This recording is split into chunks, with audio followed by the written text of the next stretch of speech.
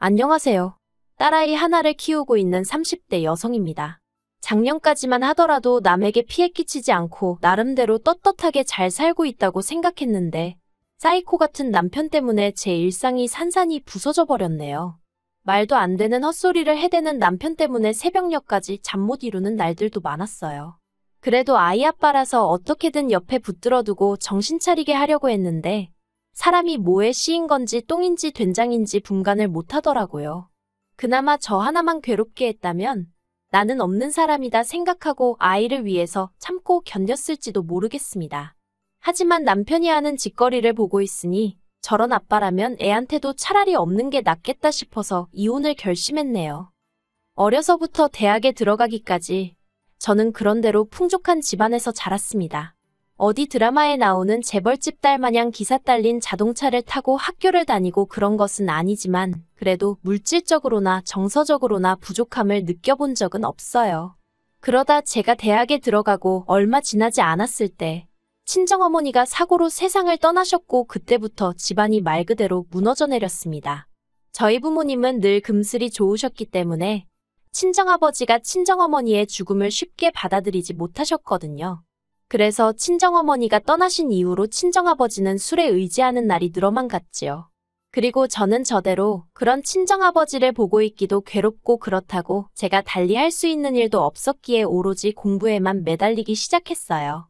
남들은 인생에 한 번뿐인 대학 시절이라며 미팅부터 시작해서 산으로 들로 돌아다니기 바빴지만 저에게는 그저 사치에 불과했지요.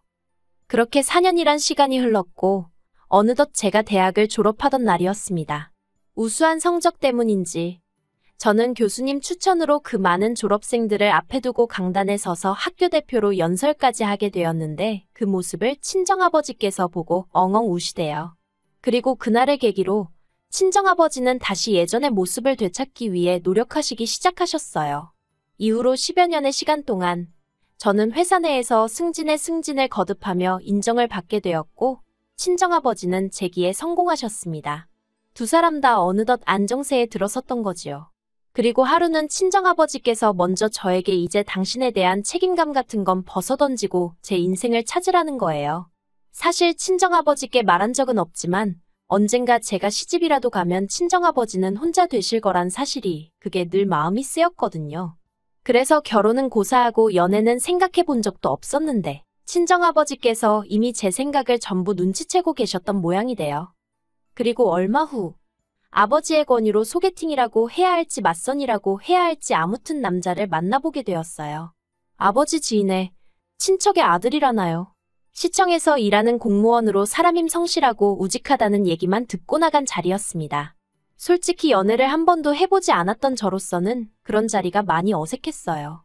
그런데 남편 쪽에서 어떻게든 분위기를 재밌게 띄워보려고 노력하고 있다는 것 정도는 알겠더라고요.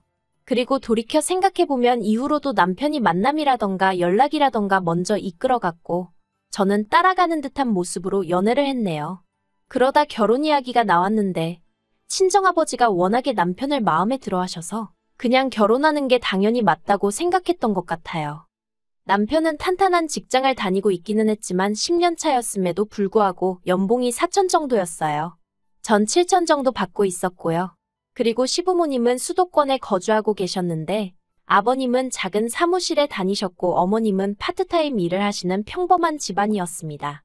반면에 경제적인 측면만 보자면 저희 친정아버지는 월에 1,000 정도는 벌고 계셨어요.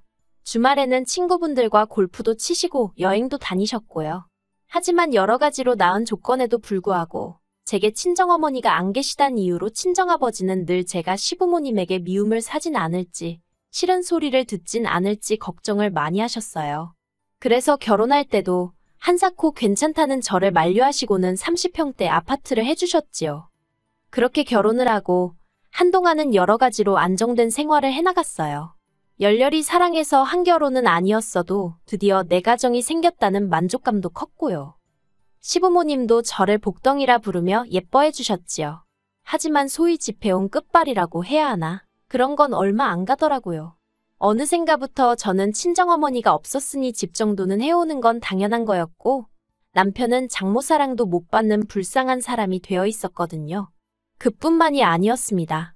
일적으로나 뭐로 보나 제가 남편보다 훨씬 바쁜 상황이었는데도 어머님은 툭하면 별것도 아닌 이유로 저만 오라가라 하시대요. 남편이 굴러코 하는 김장김치를 좋아하니 와서 배워라. 이모님 오셨으니 와서 인사드려라. 말이 좋아 인사드리는 거지. 와서 이것저것 잔심부름하란 부름이었지요. 그렇다 보니 이러려고 결혼한 건가 싶은 생각에 지치고 우울해지고 차라리 혼자 사는 게 낫지 않을까 하는 생각도 들대요. 그래도 친정아버지가 걱정하실까봐 차마 이혼은 엄두가 나질 않았어요.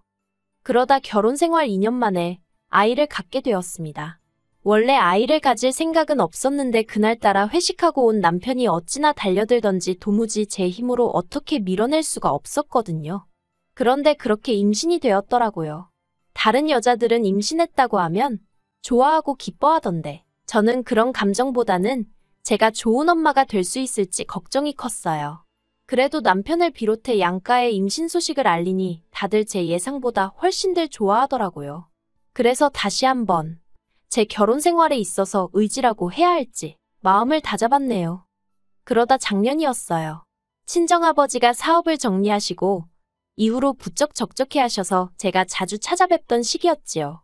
친정아버지가 사업을 정리하신 이유는 언젠가부터 어려운 이웃들을 돕기 위한 사회활동을 해보고 싶으시다 하셨거든요. 이미 노후 준비도 다 되어 있으셨고 저도 저대로 제 밥벌이는 넘치게 하고 있었으니 아버지의 꿈을 응원해드리고 싶대요. 그래서 제가 조금 부추긴 면도 없잖아 있습니다. 그런데 막상 정리하고 나니까 어딘가 허전하다며 아쉬워하시길래 제가 틈틈이 찾아뵌 거예요. 그리고 그 시기에 남편은 한창 운동에 열을 올리고 있었습니다. 당시 바디 프로필이라고 해서 근육을 만들어서 사진을 찍는 게 유행이었는데 자기도 그걸 해야겠다면서요. 그래서 한 번 할 때마다 8만 원씩이나 내가면서 일주일에 3번씩 헬스장을 다니대요. 대충 계산해봐도 한 달에 100만 원은 우습게 깨지더군요.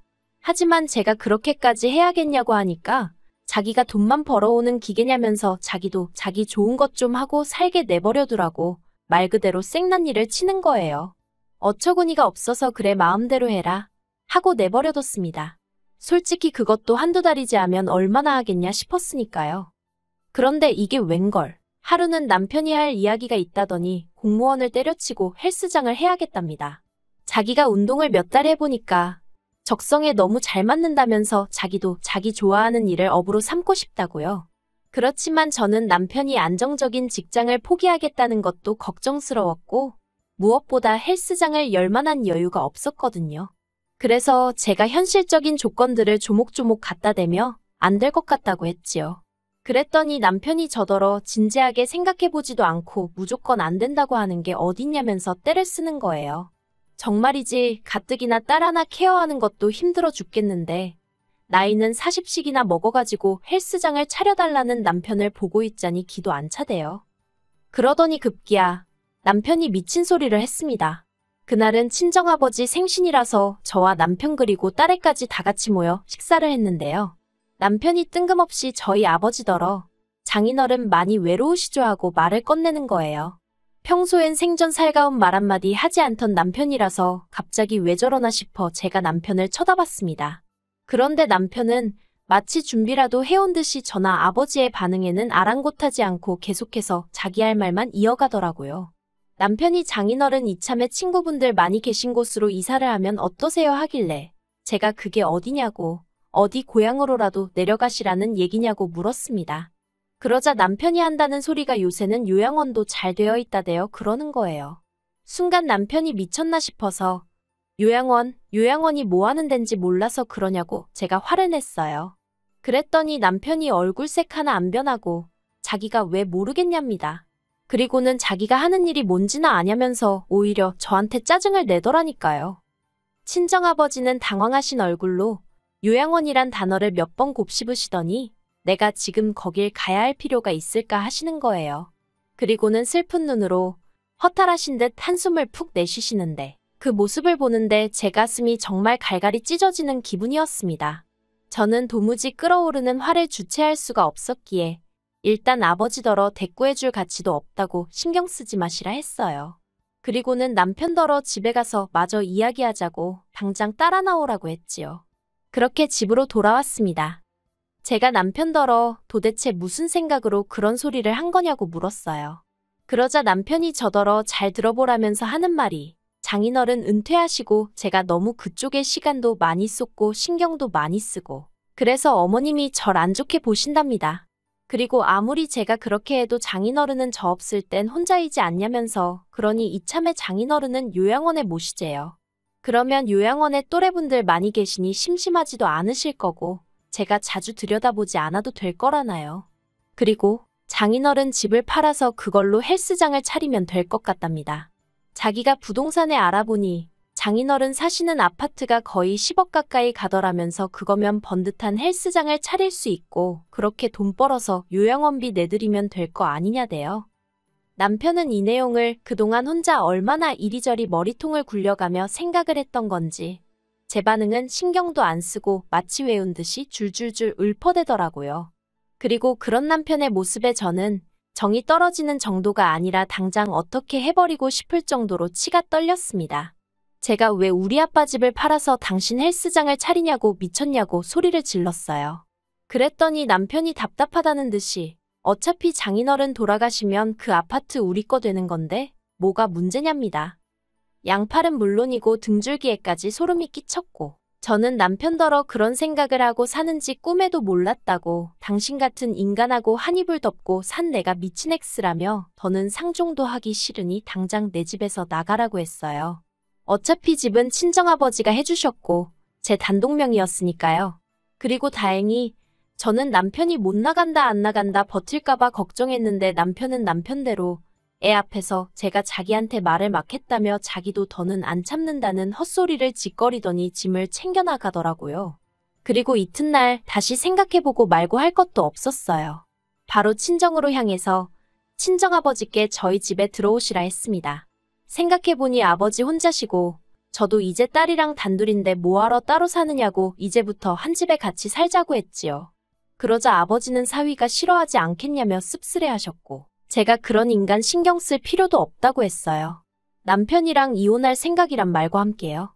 아버지는 이혼은 절대 안 된다고 펄쩍 뛰셨습니다. 다 늙은 당신 때문에 딸이 이혼을 한다니 당신은 그 꼴은 못 본다나요.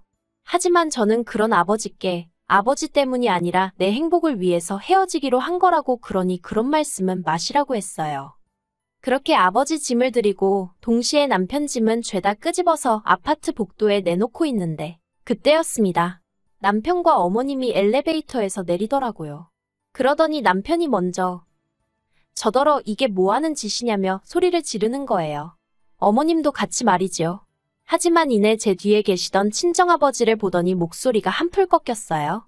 친정아버지께서 먼저 딸애가 자네와 이혼한다고 하고 나는 딸이 원하는 대로 하라고 했다며 상황을 정리하셨습니다. 그러자 그제서야 남편이 현관 앞에서 무릎을 꿇고는 말 그대로 싹싹 빌대요. 자기가 생각을 잘못했다면서 자긴 그저 하루빨리 헬스장을 해서 성공하고 싶은 마음밖에 없었다나요.